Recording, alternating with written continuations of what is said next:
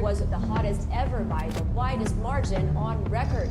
Earth has just experienced the hottest year since records began. This is the worst drought. Food sources for many of our people in the other islands goes with it. There are climate change migrants, people who can no longer grow crops on their land. Scientists are highlighting the urgency of cutting greenhouse gas emissions. 2015 is the hottest year ever recorded by mankind. Over 750 deaths have been reported. The powerful Category 5 storm is the strongest ever to hit the South Pacific nation. Data published by US and UK meteorologists say the sharp increase in 2015 can be attributed to human activities, notably the burning of fossil fuels.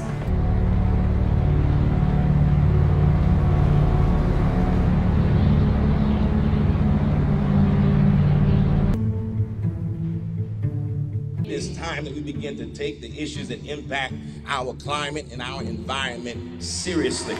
Oil, gas, and coal need to be kept in the ground. It is our future. We must say no. The level of urgency is coming together very clearly worldwide.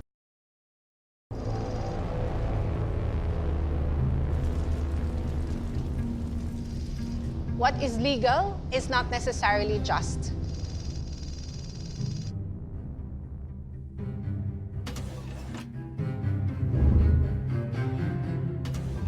We cannot simply confine ourselves to what the law offers for us to demand a different world. I remember the time when to even distribute flyers about the issue of oil was against the law. Things remain the way they are because we allow it. The moment we do not allow it, we take away our consent, then change happens very, very rapidly. In 1986, we were able to successfully oust the dictatorship Marcos. It was not just a struggle against repression of our civil and political liberties. It was also a struggle against a dictatorship that had many dirty and harmful energy projects. We create change through empowerment of people because we believe that's the only change that will last.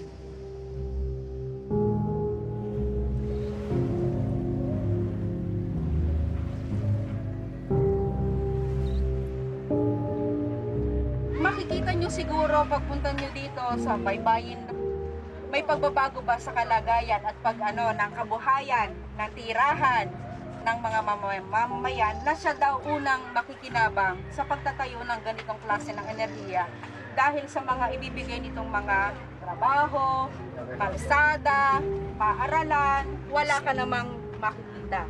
Ako ngayon ay mag-aalim na po na 22 anyos pa ako nung tutulan natin simula kaswan. Ay ilang taon na ba ako nakikibaka?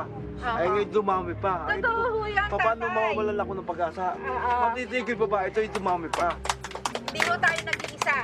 Halos sa buong mundo po, nananawagan na ang mamamayan ng mundo na itigil na ang pagtatayo ng mga power plant.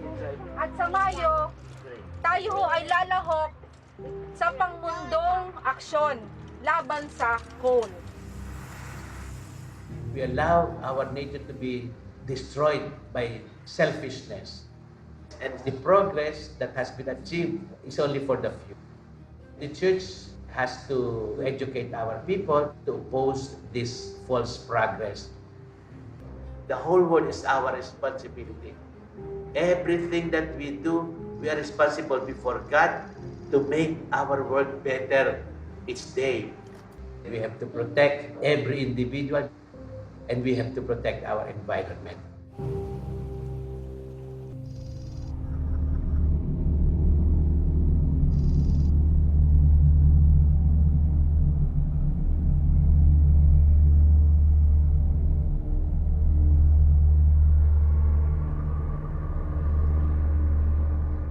The laws of nature and the laws of economics are in conflict at the moment. Either everything changes because the climate changes and it changes our physical world in ways that we can barely fathom, or we change our economy in fundamental ways. But the idea that there is some middle road where we continue on pretty much as is, that's actually not available to us.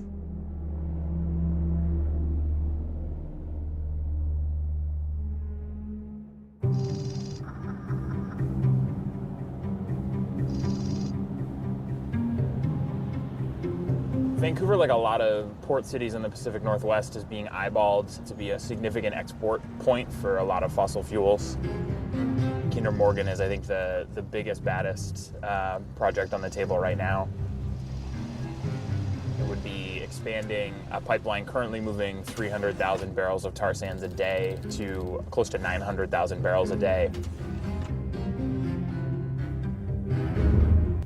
The pipeline itself crosses a lot of very important rivers for people's drinking water, for communities, for the salmon stocks, which are so important to this region, all the way as it goes back to northern Alberta, where we already know the impacts that it's having on the Athabasca River, which has become one of the most polluted waterways in the world, and the human health impacts that's having on First Nations communities downstream.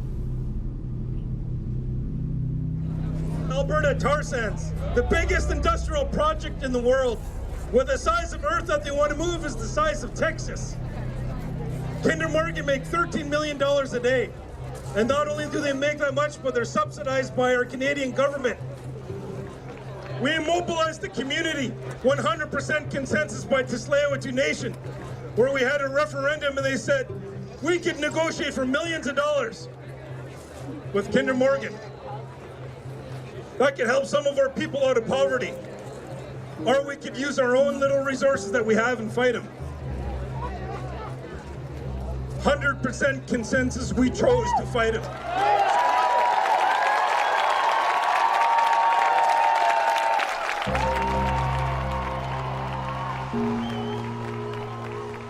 So right here is home. We haven't left. This is where we've been for thousands of years. 85% of our diet came from the waters behind us. We've been measuring the quality of water here for about 20 years. It's getting progressively worse. We're devastated, and what we're trying to do is rehabilitate the damage that has caused. We're going to court soon, Canada, for not consulting us on the Kinder Morgan expansion. One of the ministers said, why don't the First Nations take the money? They need it. We don't need it more than our land. We'll do whatever it takes to make sure this doesn't happen in any way possible. A massive oil rig outfitted for Royal Dutch Shell's remote Arctic exploration parked in Seattle's harbor on Thursday. But not everyone is happy about it. They have convinced us progress is only made through exploitation of the earth. Everyone is coming to protest. We have scientists, ecologists, and city council members who are willing to get arrested because they understand the severity of this moment. Stand up in whatever manner you can. This is our lunch counter to sit on. This is our history to be made. We hold the world in our hands. Thank you.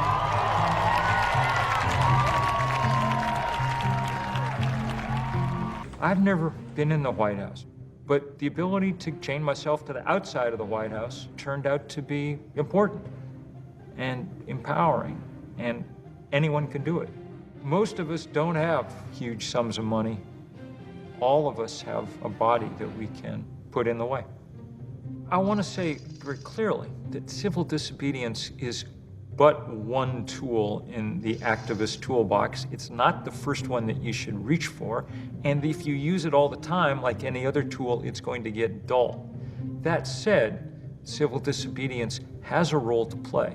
Nobody should have to go to jail about climate change. In a rational system, that would be the last thing that would happen. But because the way power is distributed in our world, sometimes we have to.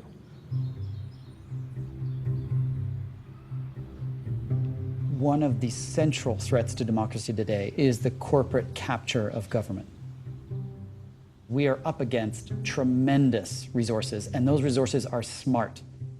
The corporation goes straight to the politician that's going to be on the committee that's going to pass the law that they want to pass and threatens their re-election at exactly the right time. The strategy of global corporations on climate change was partly to recognize that they had a trump card with the United States government. They could stand in the way of global action by blocking American action. There's a level of state failure in the United States. The legislature is bought and paid for by oil companies and other companies. We have to roll back corporate capture of our governments if we want to try and fix these problems that conflict directly with their industry bottom line. There's nothing radical about anything we're talking about. Radicals work at oil companies. If you are willing to get up in the morning and make your fortune by altering the chemical composition of the atmosphere, and you're willing to do it when scientists have told you what would happen, and once you've seen it happen, once you've watched the Arctic start to melt, if you're willing to do that, then you're a radical, and our job is to try and check that radicalism. An investigation is underway into ExxonMobil. The huge oil company buried research about the effects of climate change. Reports suggest more than 30 years ago, Exxon's own scientists were taking climate change projections into account in its operational plans. Exxon was on the cutting edge of science. They wanted to be on the cutting edge of science 40 years ago on climate change.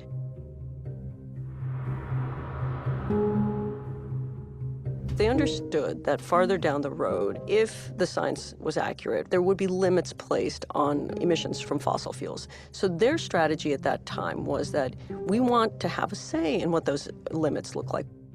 When their senior scientists told their senior executives what was coming, Exxon started making sure that all its drilling rigs were climate-proof so that they could withstand the rising sea level. But they did not tell the rest of us. Just the opposite.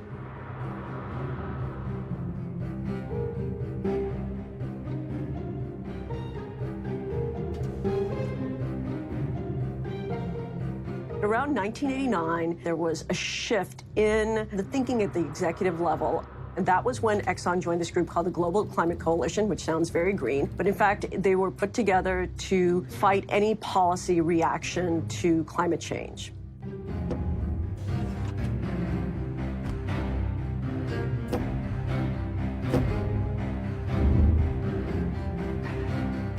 Exxon and others ended up hiring the veterans of the tobacco industry to try and make the same basic argument that the cigarette guys had made.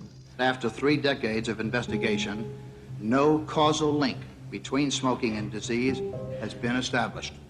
Scientific evidence remains inconclusive as to whether human activities affect the global climate. It was effective, and it cost us a generation's worth of time.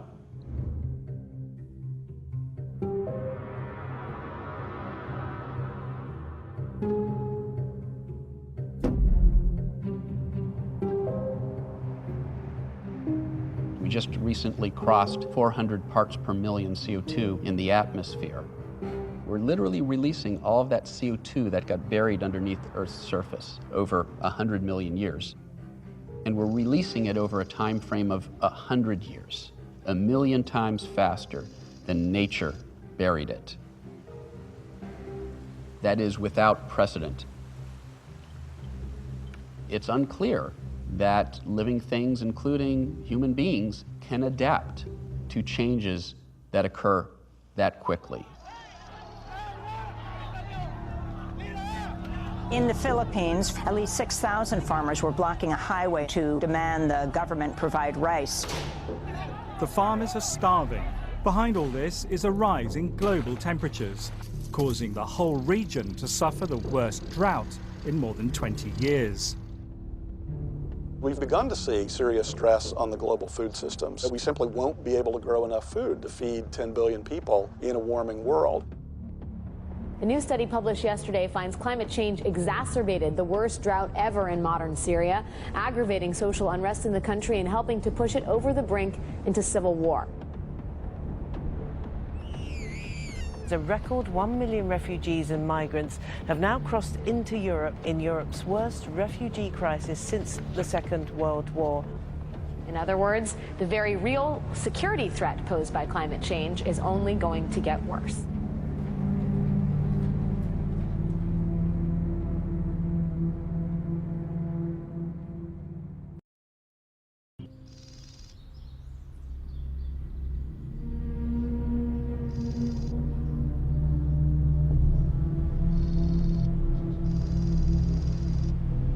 Lignite has a very low energy density. That means you have to dig up a lot of it to get not that much energy. And in burning it, you emit a whole bunch of other dirt, essentially, which is why this is not just bad for the climate, it's also terrible for people's health. Germany produces and burns more lignite than any other country in the world in absolute terms, including India and China. We look at this now and we see the dirtiest of all the fossil fuels being dug up. And of course, it is the central driver of climate change, which is a central driver of conflict, hunger, destitution, deprivation around the world. This stuff has to be left in the ground. This little town called Proschim produces 100% of its own electricity from renewables and still exports stuff into the grid. Like, this village is actually the future we need. Here you have agriculture, biogas, solar power, you have a functioning community, and this is the front line in the struggle against the madness of profit-driven extraction. The government has slated Proschim for destruction because there's coal underneath this. What we're seeing here is the future being eaten by the past. Fossil fuels are the past in more than one way. They are the past of capital, they are the past of energy, they are the past of our relationship to nature. And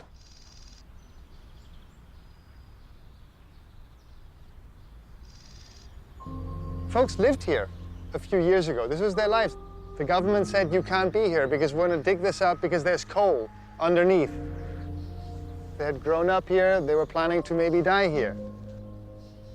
These kinds of images, that's also why we're doing this. There's folks here being evicted from their homes because we cannot stop destroying the environment.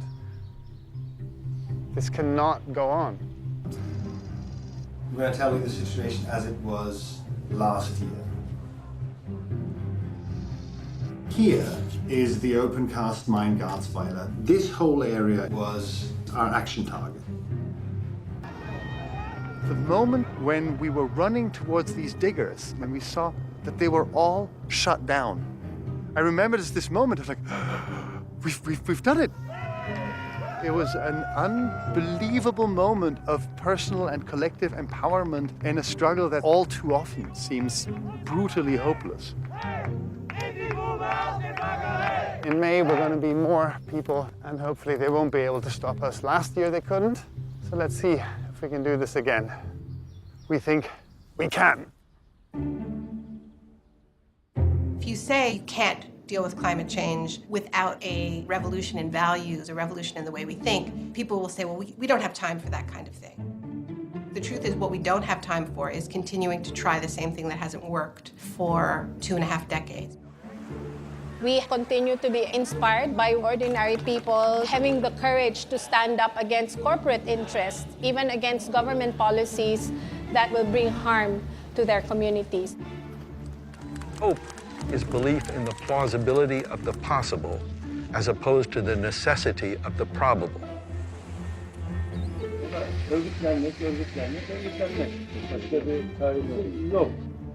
We don't have the tanks and we don't have the armed forces. Non-violent civil disobedience is me making my voice heard against a powerful force that is holding us back.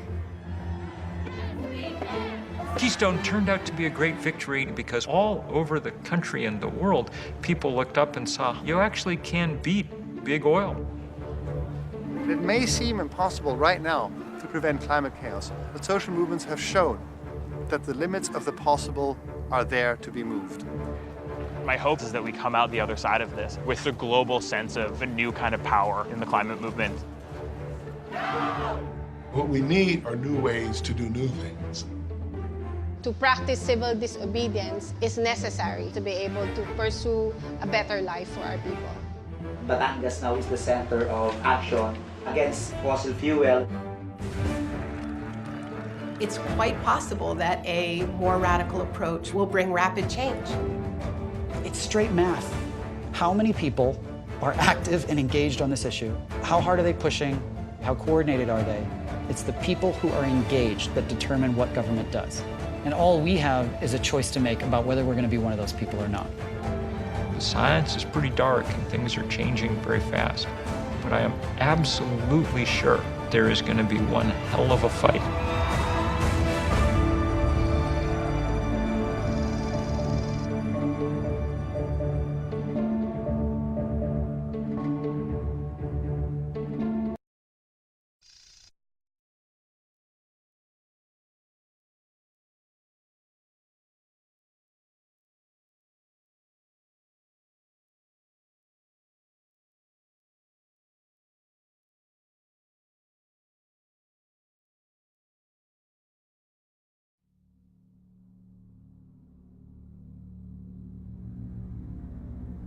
This is Apollo 8 coming to you live from the moon.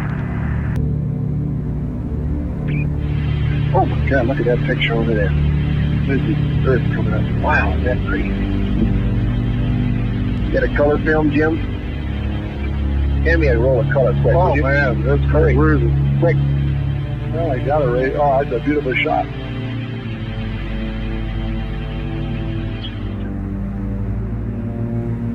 From the crew of Apollo 8, we close with good night, good luck, and God bless all of you on the good earth.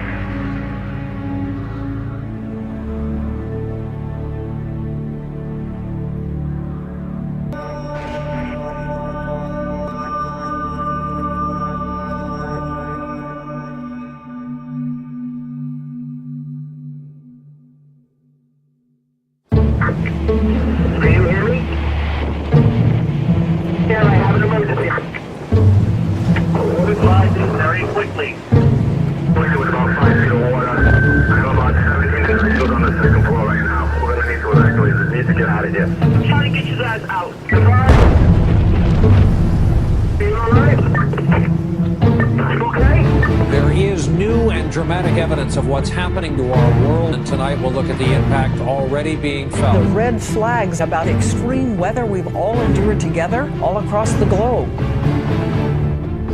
We are literally engaged in an unprecedented experiment with the one planet that we know of that can support life. We will respond to the threat of climate change, knowing that the failure to do so would betray our children and future generations.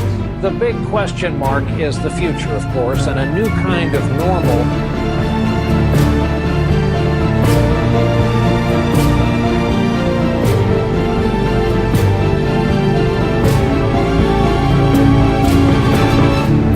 Gearing up for the UN-hosted Climate Change Summit in New York. UN Secretary General Ban Ki-moon will host the summit. I will convene a climate summit for leaders at the highest level.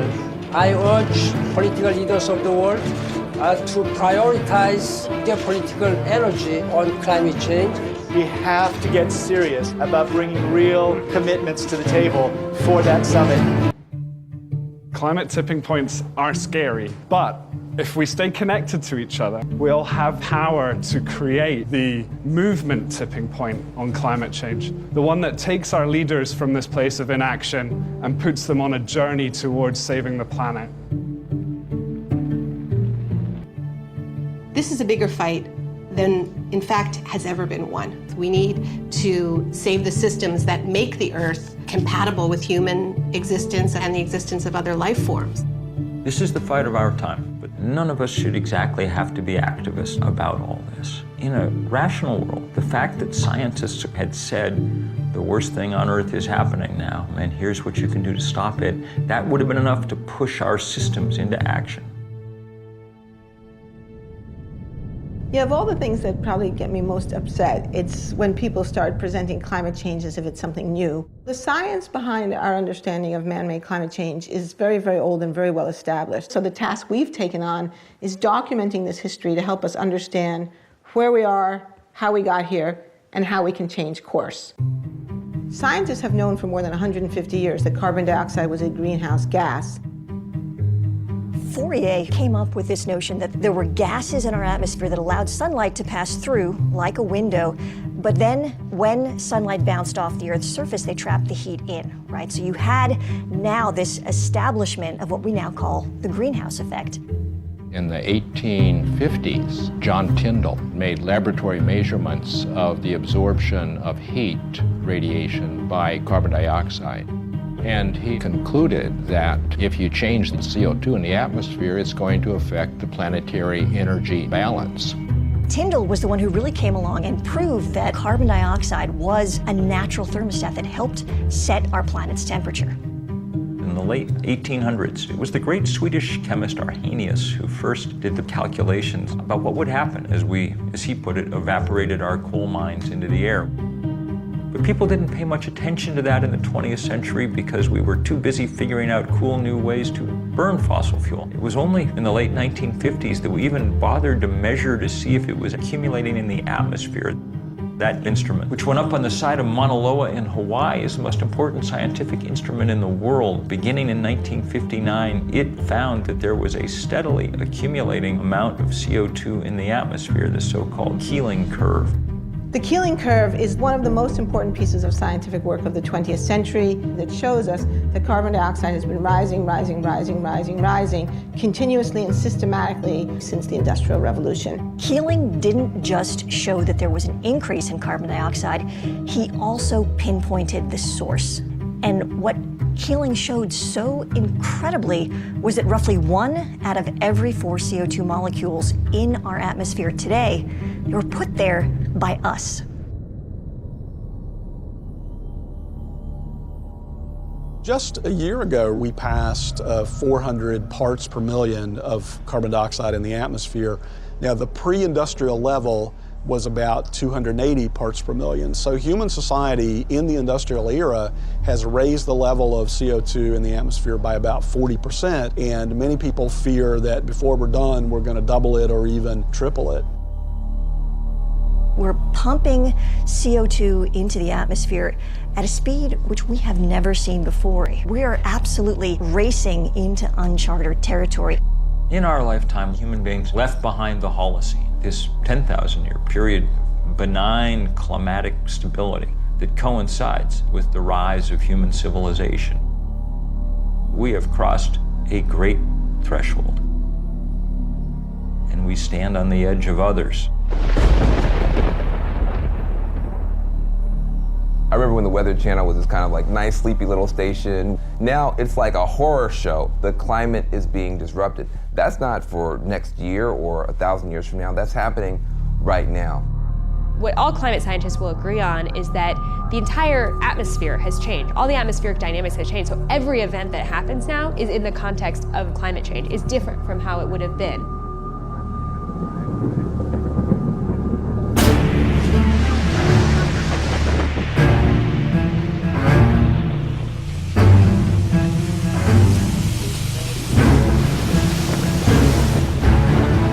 Typhoon slammed the Philippines with winds of 195 miles per hour. That's higher than the winds from Hurricanes Sandy and Katrina combined. The world is mobilizing to help the Philippines, but just a trickle of food and water and medicine has reached the victims of Typhoon Haiyan. More than 1 million people were forced to flee their homes, many now trying to salvage what's left. Hundreds of thousands are thronging relief centers, desperate for life's necessities. Many residents covered their faces to mask the smell of the dead while they searched for relatives in some of the hardest hit areas. This is one of the top storms ever seen on this planet.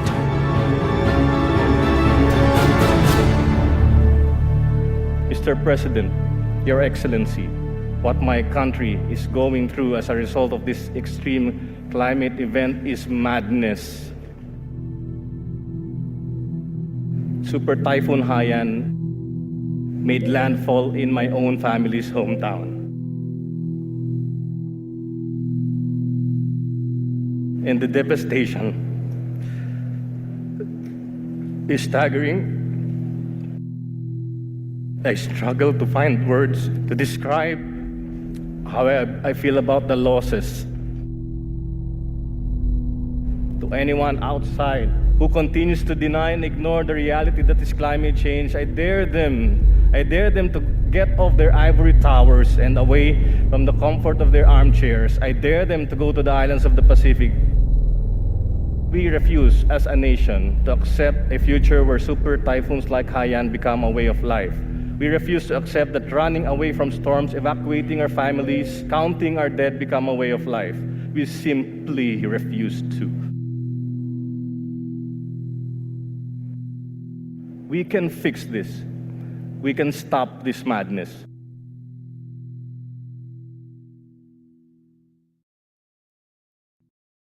Scientists had been saying for a long time that climate change might occur, but 1988 is the year when Jim Hansen and his team at NASA say, both in the scientific peer-reviewed literature and in public, that it's actually happening. The changes in atmospheric composition that humans were making was going to have a big impact on the Earth's climate. The greenhouse effect has been detected, and it is changing our climate now.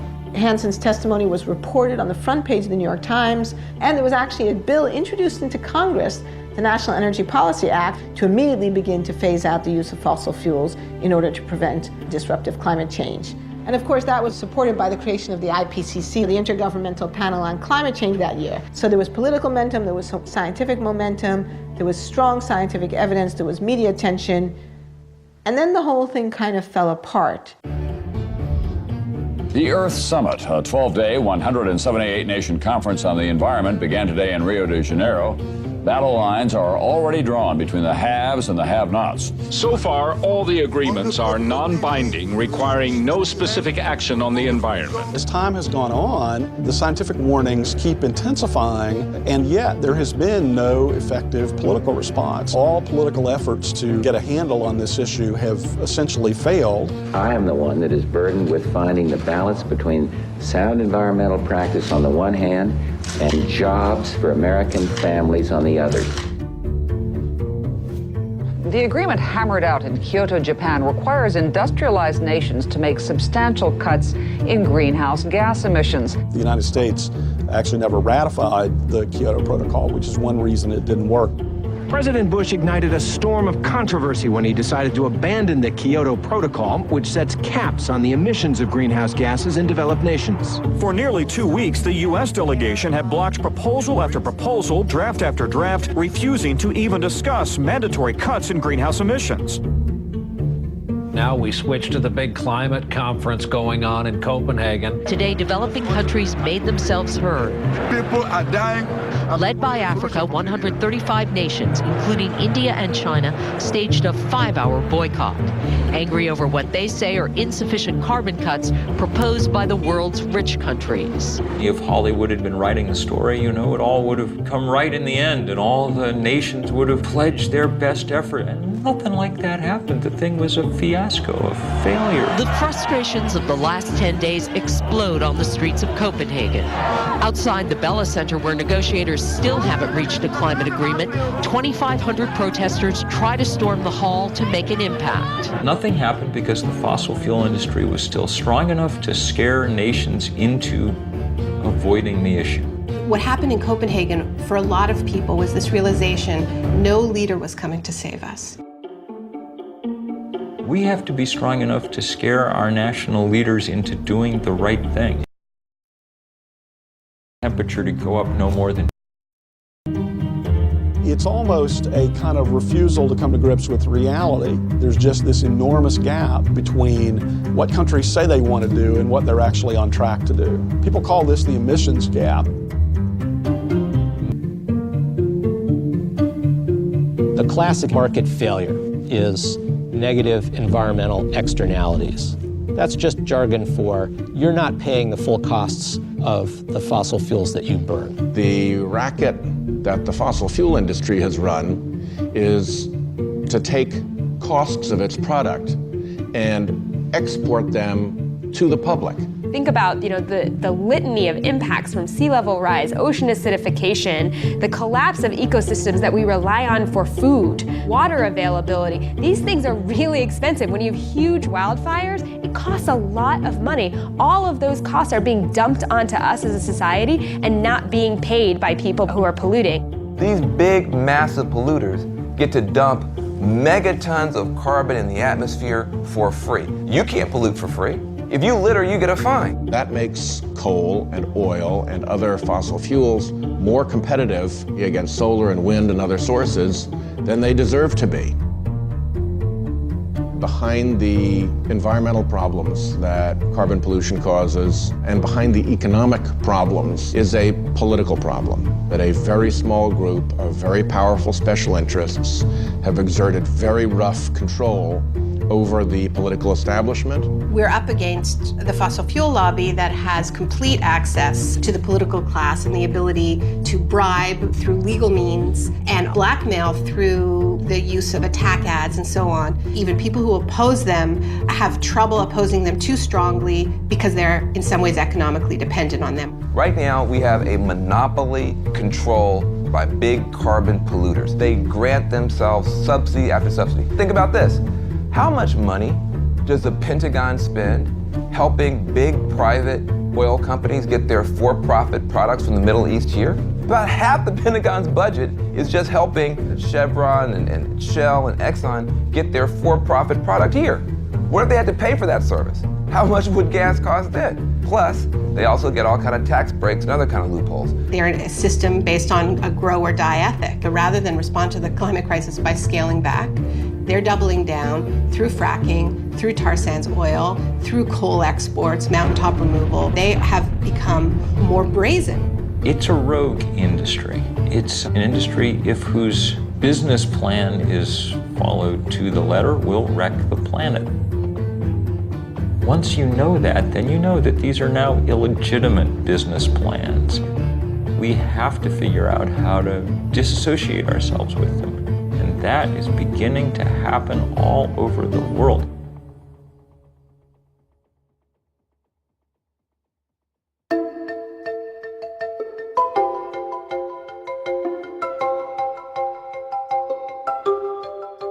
On the great lawn of Central Park, I was up on a stage probably 70 feet in the air, looking out at that sea of people stretching out farther than the eye could see. The crowd estimates later were larger than 1 million people. April the 22nd, 1970. The grassroots mobilization, which we recall as the first Earth Day. 20 million Americans called away from their jobs and their classes into the streets of their communities. When Nixon was looking at television at these huge crowds in city after city after city across the country, he apparently muttered to Ehrlichman, man, a lot of those people have got to be Republican. And Republicans needed him to do something for them on this issue, he felt, and it was Nixon, arguably one of the most anti-environmental presidents in American history, who felt compelled to sign the Clean Air Act. I think the things that we've been doing to date are a reason to give us a little bit of hope. We've seen a degree of responsiveness on the part of the House of Representatives and on the part of the U.S. Senate. In a matter of 3 years, we passed the Clean Air Act, the Clean Water Act, the Safe Drinking Water Act, the Endangered Species Act, the Marine Mammal Protection Act, National Environmental Policy Act, the Environmental Education Act, Superfund. I'd go so far as to say that with the possible exception of the New Deal, it was the most fundamental restructuring of the ground rules of the American economic system that the nation has experienced. This is not just about the environment. It's about the community. It's about public health. It's about jobs. It's about justice. It was labor that got this city up and moving. Yes. Yes. And it'll be labor that continues to move this city. We are the community. Are we not the community? For our people who have been at the front line, not being able to breathe, suffering from asthma, upper respiratory, pulmonary disease, cancer clusters because of environmental racism. Climate change exacerbates every kind of social injustice that faith communities have fought against for thousands of years. And we will not stop marching and praying and acting until we have a strong climate treaty. We got a movement, brothers and sisters, and we got to stay together. The people united will never be defeated. It's only by accident that we even think of climate change as an environmental issue. You could just as easily think of it as another example of what happens in an unequal society. The people who've contributed the least to climate change and who've benefited the least from the use of fossil fuel are the first people to feel the effects. People in the poorest parts of the world suffer enormously already and will suffer enormously more as the century wears on. Climate disruption is a social justice issue. Who gets hit first and worst every time there's one of these weather disasters? It's low-income people, it's people of color, it's people who can't get out of harm's way, and people who can't bounce back easily because they don't have the money or the social standing or the political connections. Our communities are disproportionately impacted. We're all seeing that it's the indigenous people, the people of color, the low-income people who have historically suffered the burden of so many other politically driven crises. There are so many countries that have been systematically plundered over hundreds of years, and this is often described as an ecological debt, climate debt. The whole idea that there are disposable places was always a racist idea, the idea of sacrifice zones, just treating people in places like garbage. The place where it's hardest for it to sink in is in the suburban United States. We're insulated against the natural world. That's what the suburbs really are, a way of making you not notice the natural world very much.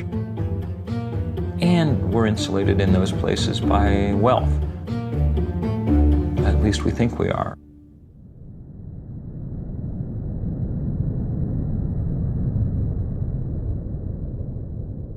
Scientists are screaming from the rooftops about us avoiding going over a 2-degree rise in the temperature of the planet. Why are they so worried about that?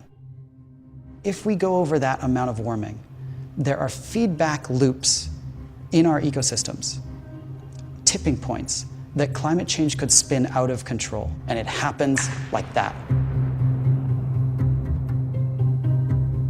There are switches that can be tripped where suddenly you are in brand new territory and you don't even begin to know what to do about it.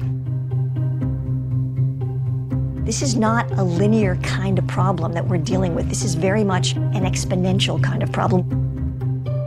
Right now, we're on the edge of 3 major tipping points. The first one is the Arctic ice cap. That ice cap's like a mirror. It reflects the sun's light off of the Earth and keeps it from warming us up. But as it melts, you get a smaller mirror, which means a warmer Earth, which means more melting, which means more climate change. Another example is Arctic methane. We've got a gigantic amount of methane gas frozen into the tundra, and it is 50 times as toxic as CO2 is. It's CO2 on steroids. As it warms, and that methane gets released, it then causes global warming to get worse, which means it warms more, which means more methane released, which means worse warming, and all of that process spins out of control. Another example of a tipping point is ocean acidification. As you get more CO2 in the atmosphere, a lot of it actually is going into our oceans. And a lot of stuff, like plankton, can't live in that kind of acidified water. And plankton is the basis of the food chain. If the plankton die, we lose the whole ocean ecosystem. These kinds of feedback loops and tipping points are what keep me up at night, that we will hit one before we're able to turn things around. Even if we went cold turkey today because of the time lags in our climate system, we've already signed up for things that we can't see yet. We live in a razor-thin livable universe. Just a few kilometers below my feet, it's too hot to live. Just a few kilometers above my head, the air is too thin to breathe. It's not about a few more droughts and a few more storms. It's about a catastrophic shift in this fragile balance of our biosphere that threatens everything we love.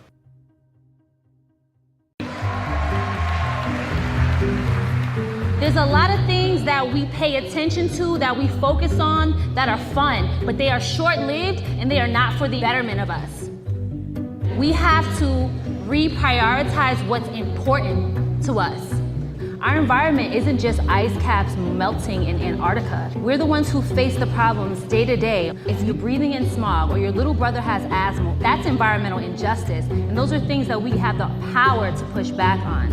Imagine being the person who changes the face of climate change so that we don't have to deal with those impacts every day. So on September 21st, we're gonna march for climate justice. So who's with us? Come on, let's do it.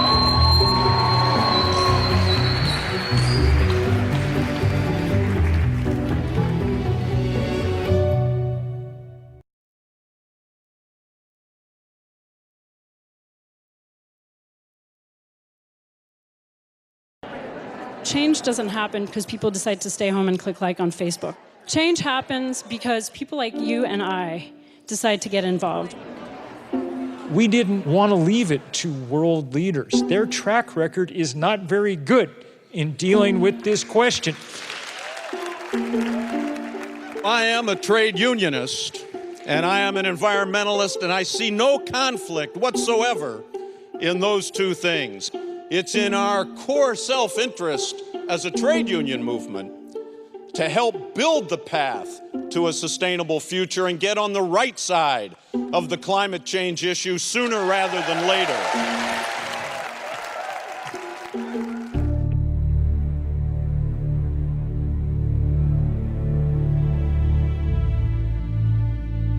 Normally it takes a long time to switch energy sources, 50, 60 years to go from wood to coal, coal to oil and gas. We lack 50, 60 years. The reason we want to get off of fossil fuels now is because we have to protect our way of life.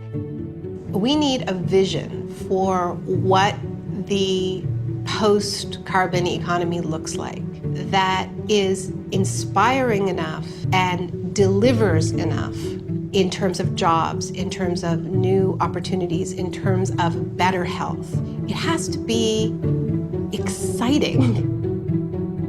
There are many more jobs available to people who are going to be building wind turbines, retrofitting houses so they waste less energy. Solar panels have to be installed by a person. That person has to go to your home. There's no way to outsource putting that solar panel onto a roof. A 100% renewable economy is within our grasp. It's economically and technologically possible. It's not something that we need to keep researching, because it's always off in the distance. No, it's here. It's a question of political will. If you look at the renewable revolution that's happened in Germany, it wasn't about leaving the renewable sector to the market. It was about creating different incentives. And there was an explosion of innovation and creativity. Germany is now the #1 solar country in the world, even though they have the same amount of solar incidents as Alaska. Can we do it? Can we take the power that has been highly centralized, highly focused, and controlled by very few hands, and it is not an accident that very few hands controlling power in the sense of electricity leads to very few hands controlling power in the sense of political power. We are going to try a global experiment that is going to be the most difficult thing human beings have ever done, which is to rip those two apart, which means we are democratizing power in both senses of the word.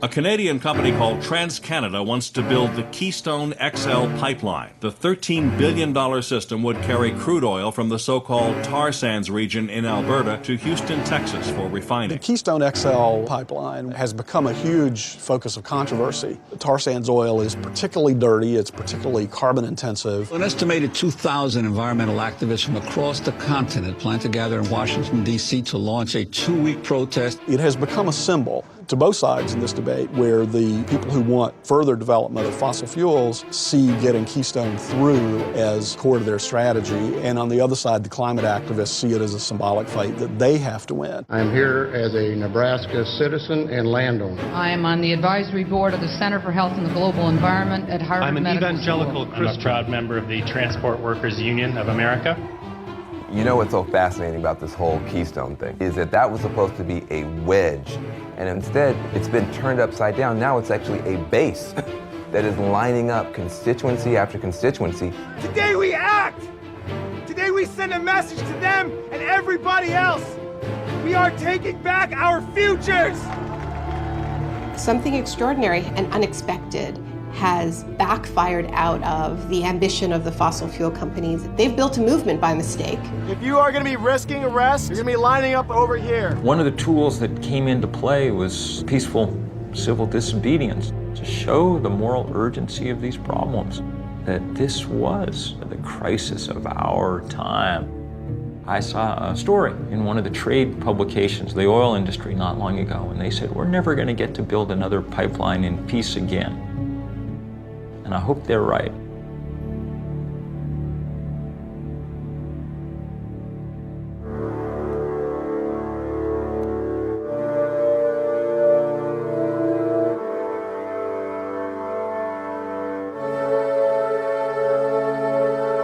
As scientists, we study this out of this fascination and kind of awe of this whole system that we call home.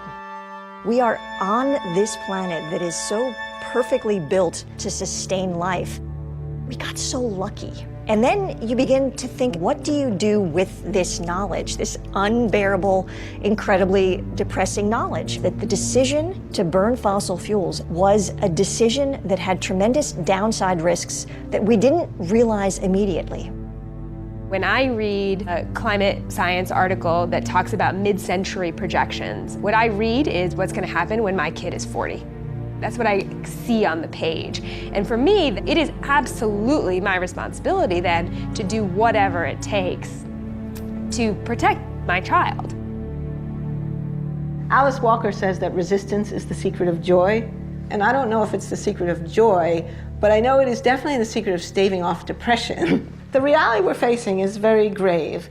So how do you not get depressed about it? Well, one way you don't get depressed is by work. We have a responsibility to rise to our historical moment. We are going around the world to say the time has come. If we're going to have a movement worthy of the name, solidarity among all these different causes needs to be the foremost principle. It's this broad and powerful spectrum of allies that has the political weight to move the dial on this. There's a tipping point coming where the online movements are going to move offline. If we can just push this to a point where there is a social tipping point, we really can move forward on this issue. We will not be stopped. Take actions right now. This is the issue I will vote on. This is the issue I will give money on. This is the issue that I will scream at the top of my lungs into a bullhorn over. There's a line that divides good from evil, and it runs down the middle of every single person. When we prevail, it won't just be because we beat the worst instincts of other people. It'll be because we overcame the worst instincts and the worst fears even within ourselves.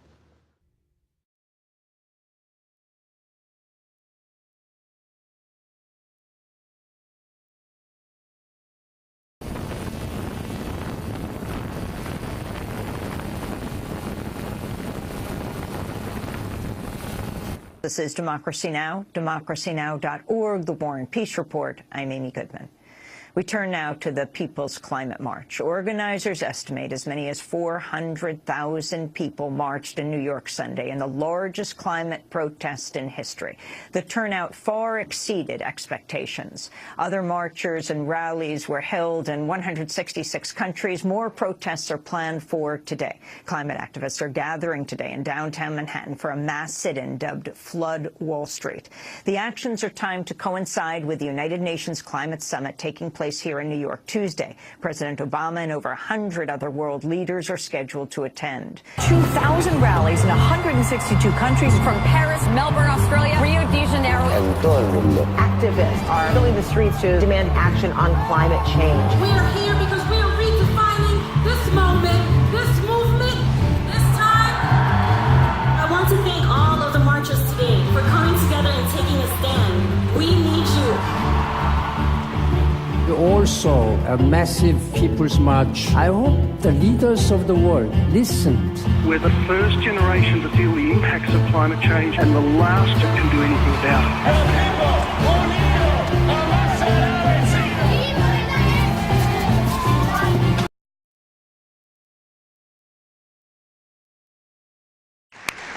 The United Nations Secretary-General has called for world leaders to make bold pledges and sign up to a new global agreement on climate change next year. Speaking as the UN Climate Change Summit opened in New York, he said carbon emissions had to be reduced to limit global temperature rises, citing public pressure seen at the weekend's demonstrations. In cities around the world, hundreds of thousands of people called for action. They demanded that leaders lead. That is why we are here today. We are not here to talk. We are here to make history.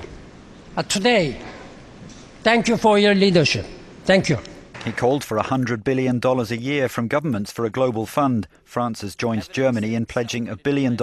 Actor Leonardo DiCaprio, now a UN climate change representative, called for more investment in renewable energy. We need to put a price tag on carbon emissions and eliminate government subsidies for oil, coal, and gas companies. We need to end the free ride that industrial polluters have been given in the name of a free market economy. They do not deserve our tax dollars. They deserve our scrutiny, for the economy itself will die if our ecosystems collapse. On Monday night, about 1,000 activists blocked parts of New York's Broadway. Organizers said the protest targeted what they called corporate polluters and those profiting from the fossil fuel industry.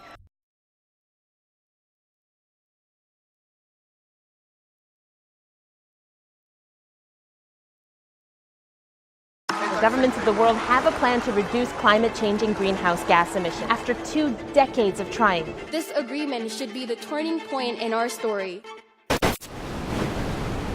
Even if all the initial targets set in Paris are met, we'll only be part of the way there. Grow, little things, big things, grow. Far more needs to be done to keep global warming in check. What's radical is to write off the fact that change is within our reach. We as everyday people have so much power.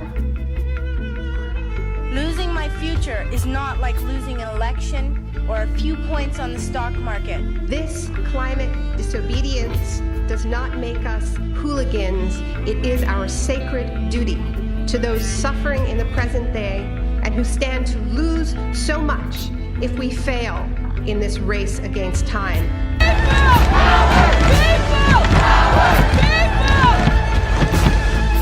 We can stop this madness right now, right here. Free at last! Free at last!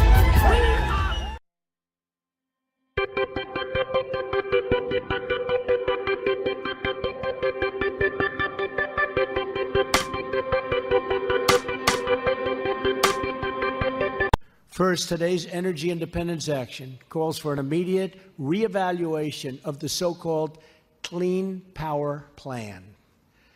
Second, we are lifting the ban on federal leasing for coal production. Third, we are lifting job-killing restrictions on the production of oil, natural gas, clean coal, and shale energy.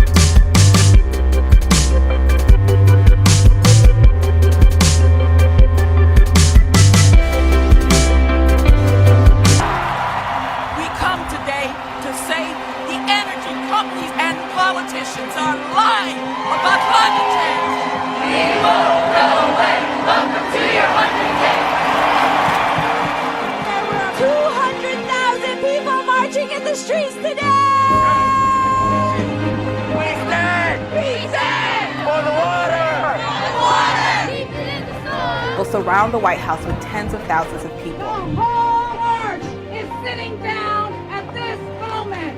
Catch your heart. Take a deep breath of air. You are fighting for that.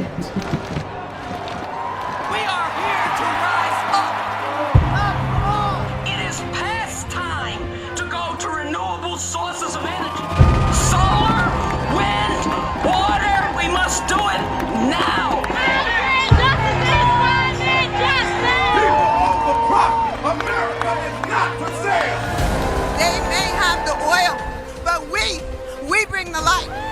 The people can take back control. This marks the beginning to a new movement. We're gonna go back home to the barrios. We're gonna rise up in the hoods, in the suburbs, in our schools, in our streets, and rise up. Let's have America and the world hear our voice.